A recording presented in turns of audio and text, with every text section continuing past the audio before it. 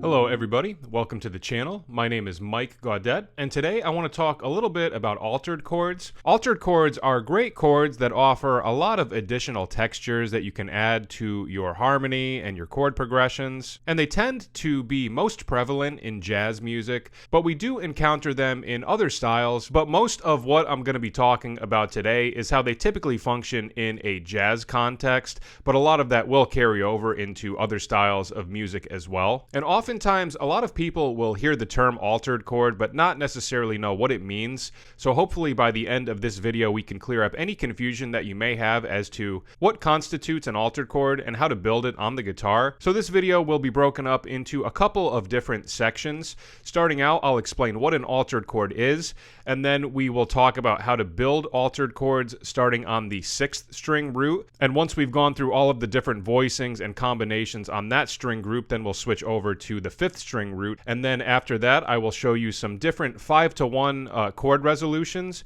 using altered chords as the 5 chord, and that will give you some insight into how altered chords can resolve to major and minor chords, and give you some examples of different ways of voice leading from a 5 chord into a 1 chord. And by the end of this video you should hopefully have a bunch of new chord voicings to experiment with and a much better understanding of how altered chords function. So let's start out by talking about what an altered chord is. So I would define an altered chord as a type of dominant 7th chord, and it alters the color tones of the chord by either raising them or lowering them. And if any of these terms or definitions sound a little confusing initially, don't get discouraged. As we continue through the video, it should hopefully start to make more and more sense. So what we said is that we alter the color tones of the chord. So let's talk about what color tones are first off. So 7th chords typically have two different kinds of notes. You have chord tones, which is the 1, 3, 5, and 7, and then you have color tones. So every chord typically has 3 color tones that are associated with it. So if we think of just a stock dominant 7th chord that's derived from the Mixolydian mode, the 3 color tones that we would have is the 9,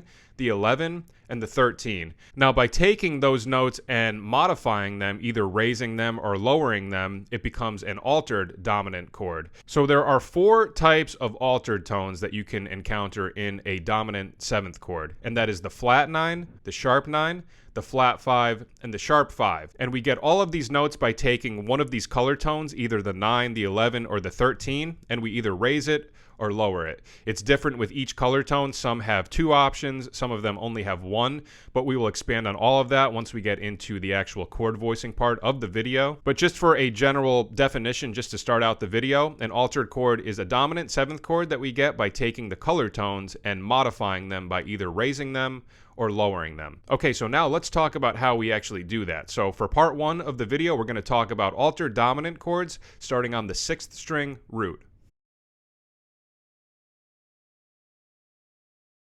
Alright, so starting out, we're going to talk about how to build altered dominant chords starting on the 6th string root. So everything we're going to do right now is going to be in the key of G. And we're going to build these altered chords by taking a few voicings that you might already be familiar with and just modifying them. So like we had said, altered dominant chords are just dominant 7th chords where you take the color tones and you either lower them or raise them. So the first voicing that I'm going to show you how to modify would be a G13 chord. So I'm sure a lot of you are already familiar with this one, but if not, here it is. So intervallically, it's G, which is the root note. Then we have F, which is our flatted 7th, B, which is our 3rd, and then E note, which is the 13 on top. Now, I had said before that the 4 altered tones are flat 9, sharp 9, flat 5, and sharp 5. So sharp 5 means the same thing as flat 13. So sometimes some confusion can arise with just the nomenclature of some of these chords. Most of the time, I would say probably 90% of the time, if you're reading a chord chart, it's going to say sharp 5. It's not going to say flat 13. But if there's any confusion with, where these chords are being derived from, just know that sharp 5 and flat 13 mean the same thing. So the first voicing we're going to do is a G7 sharp 5. So what we do is we take the 13 and we just lower it a half step. So now, rather than having the 13 on top, we have the sharp 5. Again, it could also be called flat 13, but most of the time I would just call it sharp 5. All right. right, so there's one altered chord. Now another one that we can also get on this string group would be the flat 5, right? So this string group on here where we have the 13, this is going to cover all of the fifths, the flat 5s and the sharp 5s. So now in order to get this one, we have to take our sharp 5 and we actually have to lower it 2 half steps. So we go down from D sharp to D flat. The reason we have to lower it 2 half steps is because it's called flat 5. So the natural 5 of G would just be a D note. So right here you would have just like a textbook G dominant 7th chord. So we have to take this 5th and lower it a half step. So now we get this. Now, in terms of the name of this chord, I'm calling it G7 flat 5. Sometimes people will call it sharp 11, but usually in the context of an altered chord, it's more common to see flat 5 as opposed to sharp 11. But again, just to tie it back to all of the names, because before I had said that you take the color tones, which is either the 9, the 11, or the 13, and you either raise them or lower them. So here's an example of you're taking the 11 and raising it, which, you know, technically is the same thing as taking the 5 and flatting it, but whatever is an easier way for you to, you know, memorize these and figure out how to construct them. Do whatever works best for you. All right, so those are our first two altered dominant chords. We have G7 sharp 5, then G7 flat 5. So that covers 2 of the 4 altered tones, flat 5 and sharp 5. Now we want to talk about flat 9 and sharp 9. So one of the convenient things about this G13 chord is we were saying the 13 is happening right here, right? It's our pinky on this E note. Now if we just take that same fret and just move it up to the high E string, now we get a G9 chord. So this note is the 9. So if you can start memorizing just these two forms, just, you know, think 13, 9, 13, 9. So now that we know that this is the natural 9, it's pretty easy to either turn it into a flat 9 or a sharp 9. So starting out, if we want to do G7 flat 9, all we do is we take this A note, move it down a half step. That's a G7 flat 9 chord. Now the opposite, if we go back to the regular 9 and we want to sharp it, we go up a half step. So this one I usually like to bar it. You could go like this, but it's a little bit of a stretch. I'm more comfortable barring it. Alright, that one is a little more dissonant because of the distance between the 3rd and the sharp 9, but I love it. I think it's a great chord. And it's probably worth noting that I'm doing all of these chords with pick and fingers because there's some strings that we're skipping over, so you can't really do it with just the pick. You can either do it with your fingers or pick and fingers, which is what I'm comfortable with. So, all right, so those are 4 altered chords now. We have G7 sharp 5, G7 flat 5, G7 flat 9, and G7 sharp 9. So that covers the 4 altered tones that we had mentioned in the beginning part of the video. Now another thing that's cool about these altered notes is you can combine them. So not only do we have the option of doing the flat 5, sharp 5, and then the flat 9 and sharp 9, but we can combine the altered 5ths and the altered 9ths together, and that gives us a whole nother set of combinations, which is really great. So let's go through some of those combinations now. So I'm going to start with that G7 sharp 5 again. Now, if I want to add the flat 9, all I have to do is bar my finger across, because this is the sharp 5, this is the flat 9. So then I get this. That's a G7 sharp 5, flat 9. Now, if I want to add the sharp 9, it's a little bit more of a stretch because we have to go up here. So I would probably typically do that one like this. So I'm barring. Now, keep in mind, not all of these are going to be super easy to play. I'm really going through all of these just to, you know, demonstrate all of the different combinations of the altered tones, but some of these are going to be easier to utilize than other ones, so just be mindful of that as you're going through this. So that covers the sharp 5 being combined with the flat 9 and the sharp 9. Now we can do the same thing with the flat 5. So these get a little bit trickier just because of the way the fingering lines up. So typically when I'm doing this, if I take that G7 flat 5, I usually use my thumb down here. It's just easier altogether. So now if I want to do a G7 flat 5, flat 9, I keep this voicing and I just add my pinky now to the A flat on the high E string. And then if I want to do the sharp 9, this one is a little bit too big of a stretch, so I typically leave the thumb out. I just turn it into a rootless voicing, but then I would take my pinky and I would move it up 2 frets to the A sharp. I can't say I use that one a ton. Maybe if I'm higher up on the neck, I might, because it's less of a stretch, but it's a little tricky just stretch-wise. But keep in mind, so I said that I typically use that as a rootless voicing. That means that I'm just leaving the G note out on the bottom, and all of these can be turned into rootless voicings just by leaving out the 6th string root or the 5th string root when we're doing the next string group. And that's especially helpful for when you're comping as well, because you don't always typically need to use, you know, the lower strings when you're comping in a group setting. So be mindful of that as well, and that will give you a whole nother set of options with these chords.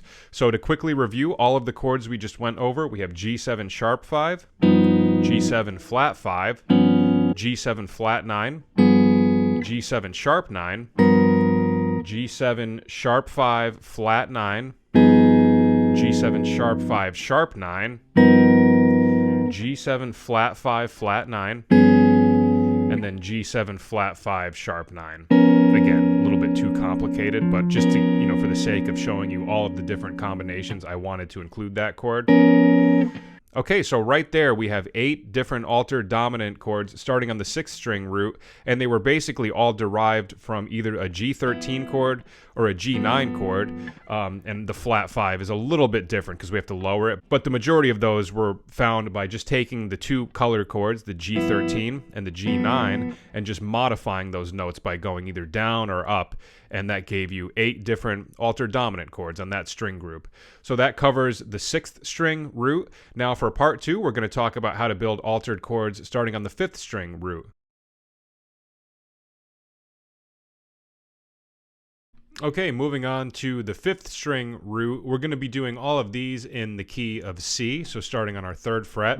And again, we're going to get these voicings by taking a color chord that we might already be familiar with and just modifying it. So the first chord we're going to go off of is a C9 chord. So I'm sure a lot of people are familiar with this voicing. So it's C, E, B flat, D. Intervallically, it's root, 3rd, flatted 7th, and 9th. So another thing worth noting is that the color tones are typically always on the top of the chord. So notice in the previous set of voicings, all of the altered tones were happening on either the 2nd or 1st string, which is the top note of the chord. Same thing with this one, right? The 9 is on the top of the voicing. So that's typically how they're constructed. Of course, there's always exceptions to the rule, but generally that's most of the ways that altered chords are typically voiced. So if we know that this is the 9 on top, we have 2 options. We can flat it or we can sharp it. So starting out, if we take this D note and we lower it a half step, we get a C7 flat 9. And then the opposite, if we take the natural 9 and raise it a fret, just move your pinky up 1, we get the C7 sharp 9.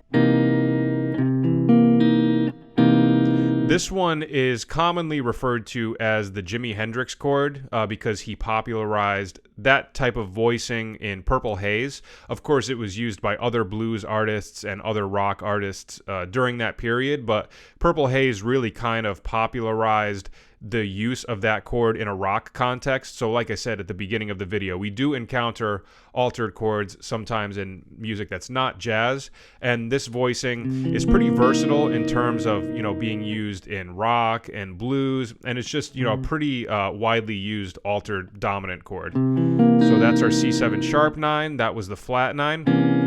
Now we want to talk about flat 5 and sharp 5. So just like we did with the 6th string, we got the sharp 5 by taking a 13 chord and lowering the 13 a half step. So in this position, if we want to get the 13, it's a little bit of a stretch, but you take your pinky and you stretch up to the A note, the 5th fret on the E string.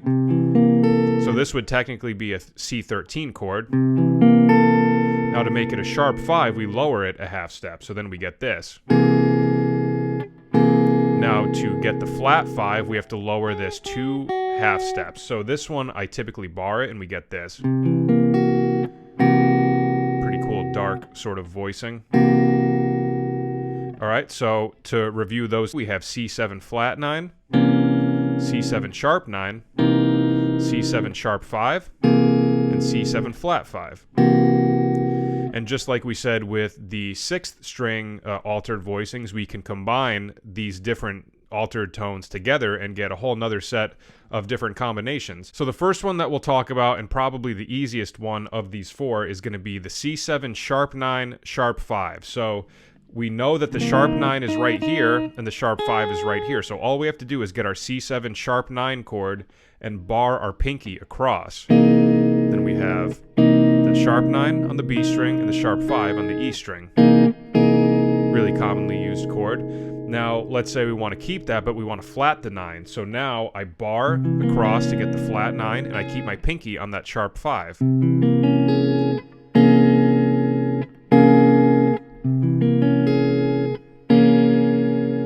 Okay, now we can also do the sharp 9 and combine it with the flat 5. So we take our C7 sharp 9, and then I'm barring my pointer finger across to get the flat 5. C7 sharp 9, flat 5. And then the last one would be C7 flat 9, flat 5. So this one is just going to be barred all the way across because the flat 9 is here and the flat 5 is here. So then I have this. So a lot of these voicings sound similar, but they have these little subtle differences. So the difference between, this, the sharp 9, and the flat 9, it's just one note. It's a little subtle, but it does make a difference depending on what sort of texture you're going for in your chord voicings. Okay, so there's another 8 altered dominant chords, this time starting on the 5th string root, being derived from a C9 and a C13 chord. So to review those, we have C7 flat 9, C7 sharp 9, C7 sharp 5, C7 flat 5, C7 sharp 9 sharp 5, C7 sharp 5 flat 9, C7 sharp 9 flat 5, and C7 flat 9 flat 5. Okay, so that covers a nice handful of different altered dominant chords starting on the 6th string and the 5th string root. There are also altered dominant chords on the 4th string as well, but just to, get you started on some of these typical voicings, I thought the 6th and 5th string would be more than enough just to get you started. The 4th string is great too, but I didn't want to overwhelm you with too many new voicings, so we're going to stick with just the 6th and 5th string for now. And now for part 3 of the video, what I'm going to do is take all of these different altered dominant chords and I'm going to treat them as a 5 chord, and I'm going to show you how to resolve them into a 1 chord. So this is going to offer a lot of insight into the way different altered chords are voice-led when they're resolving into a 1 chord, and this will give you a whole new point of reference as to how to utilize these chords. So now on to part 3. So let's start out with all of the different G7 chords that we had talked about. So if G7 is being considered the 5 chord, that would mean that the 1 chord is C. Now, all of these altered dominant chords can resolve to both minor and major chords, so I'll demonstrate how to do it with both chord qualities. Okay, so let's start out with our G7 sharp 5 chord. Now, in terms of smooth voice leading, you always want to be mindful of how much you're moving in the top note of each chord. So the closer together the top notes of the chords that you're using are, the better and smoother the voice leading is going to be. So if we look at this sharp 5 and we look at it in relation to a C chord, a C major chord, we can move the sharp 5 up a half step, and now it becomes the 3rd of the C major 7 chord. So there's 1. Now we can do the opposite. Instead of going up a half step, if we go down a half step, that also works because that becomes the 9 of the C chord. So we can do G7 sharp 5 to C major 9. Really pretty sound.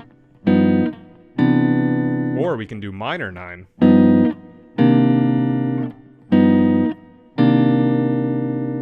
Now if we did the G7 flat 5, we have a couple of options with this one. Again, we can move it up a half step, and that would become the 9 of the 1 chord. So we can go from G7 flat 5 to C major 9, or G7 flat 5 to C minor 9. And we could also move it down a half step, which becomes the root note of the 1 chord. So we could do G7 flat 5 to C minor 7, or G7 flat 5 to a C6 chord if we want a major resolution. Okay, now let's add the flat and sharp 9.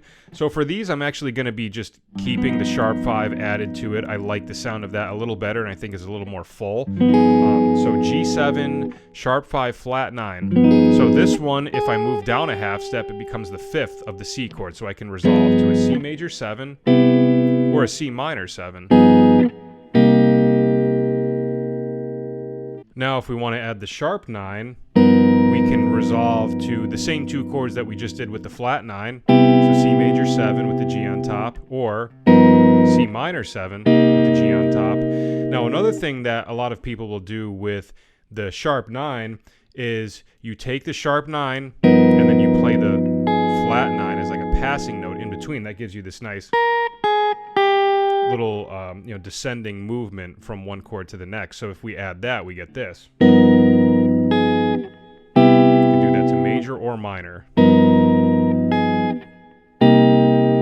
Then one other one that also works well with the sharp 9 is if you move it up a half step, it becomes the major 7th of the 1 chord. So we can resolve that to a C major 7. C major 7 with the 7th on top. Okay, so to quickly review all of those resolutions, starting from the 6th string root, we could do G7 sharp 5 to C major 7, or C major 9, or C minor 9. We can do the G7 flat 5 and resolve it to either C major 9, C minor 9,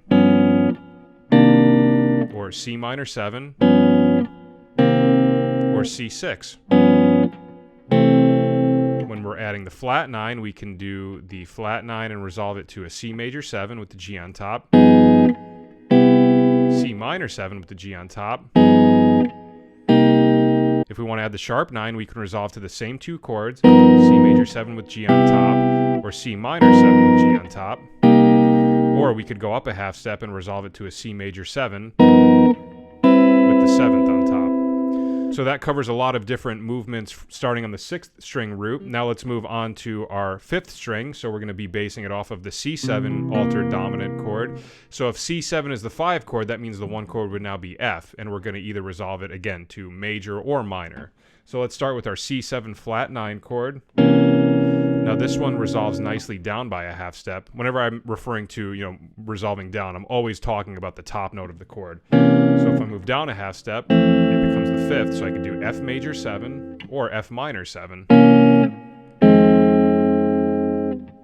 Now with the sharp 9, I can resolve to those same two chords, F major 7 or F minor 7.